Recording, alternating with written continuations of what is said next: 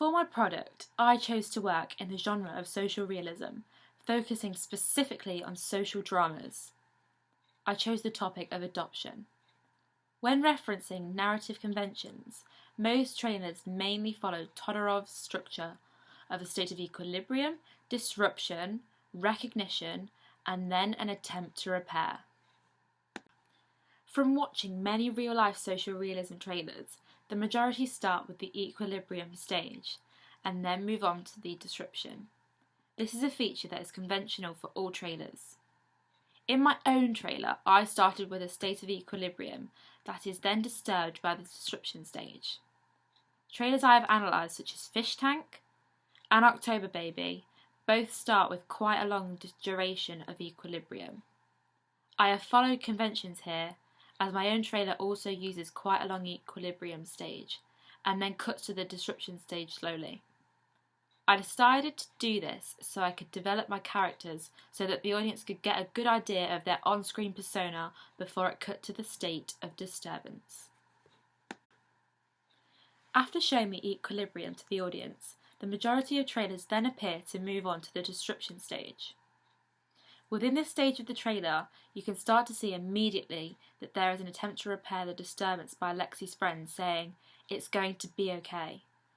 This creates a mixture between the two stages which have the most action. These two stages continue to mix until the end of the trailer. In these stages, and in the trailers I have analysed, the pace of the shots are fast and start to create enigma for the audience. In my own, the pace doesn't speed up like these other trailers, so I feel like I have developed this convention by choosing a slow series of clips with fades in audio explaining their situation. For genre conventions, these can be analysed using both sides of Altman's theory, these being syntactic and semantic aspects. In terms of syntactic conventions, I have noticed that the most common themes in social realisms are violence, drugs, alcohol, and gangs. In October Baby, none of these elements are seen, but only romantic ones.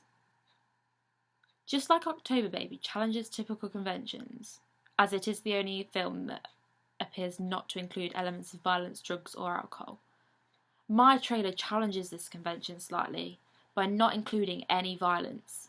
However, it mentions the use of drugs when you see a clip of the real birth mother. She appears to be smoking something. This helps the audience to identify the genre because it is seen commonly in these types of films. Drugs. I chose not to feature gangs in my trailer because it is unconventional for them to feature in social realism films that focus on adoption.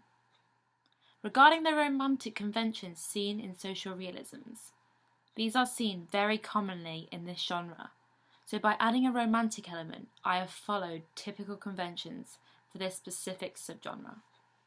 The other side of Altman's theory focuses on semantic elements. This includes iconography and mise-en-scène. In social realism films, it is typical and common for characters to be dressed in casual clothing, and you can see in Fish Tank that the main character wears her hood up. But in October Baby, this is not really seen. So I've used conventions from a film which is very similar to mine, sharing a similar theme, because my main character does not wear a hood up. Another convention of social realism is by using alcohol, drugs, and cigarettes as props. In Fish Tank, this is seen throughout the trailer and also many other social realisms. An example being Kidulthood. I've used this convention by including drugs and cigarettes, but I've challenged it by not including alcohol, as my trailer's theme didn't require this. Location is also another important feature within social realisms. Fish Tank and Kidulthood both use urban settings in rough areas and in streets, which is stereotypically a convention and location within the genre. In my own trailer, I use these settings frequently to help the audience recognise the film type. It creates working class connotations. I use a motorway bridge and street settings. However, I do challenge conventions because you don't often see these urban buildings in the shots, and lots of the shots are filmed inside, connoting that feeling of the character being trapped. also giving away a bit more of the narrative. As social realisms are typically made by independent British companies, the majority of trailers do not feature the green screen, which is usually seen throughout the general trailers at the beginning. These contain the certification of mainstream films and include the institutional information for the trailer. I have, however, followed this convention by including BBC films for my trailer by using it at the start of my trailer just like the others, such as Fish Tank and October Baby. I decided to include this convention because then the audience are immediately given the institutional information so they know who has made the film and can easily associate and give credit to the right company.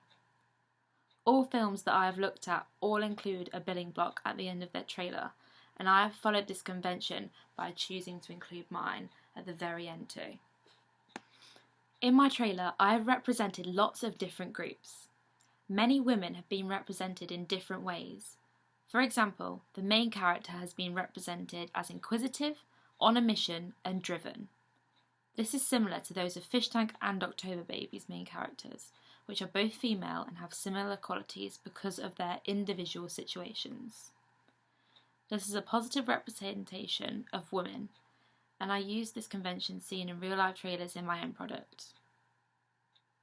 Women have also been represented in a negative way, similar to Fish Tank, where her mother is represented as a smoker and also a violent mother who drinks. In my trailer, I've used conventions and followed this by getting a clip of the real-life birth mother, and in slow motion she appears rough and a smoker. I have challenged conventions, however, by not using alcohol in these shots because I didn't think it needed that element to it. But also the fact that that shot is kind of slowed down, that's not a typical convention. If it was fast paced then it would be typical, so I feel like I've challenged it in that way. From all the trailers I've watched, sans serif fonts are used for most of the text to give it that edge and to make them bold and clear, easy for the audience to recognise. Therefore, I also used a bold sans serif font for the title and tagline for my trailer. However, I have challenged conventions regarding typography by not making some of the captions bold and in a sans serif font.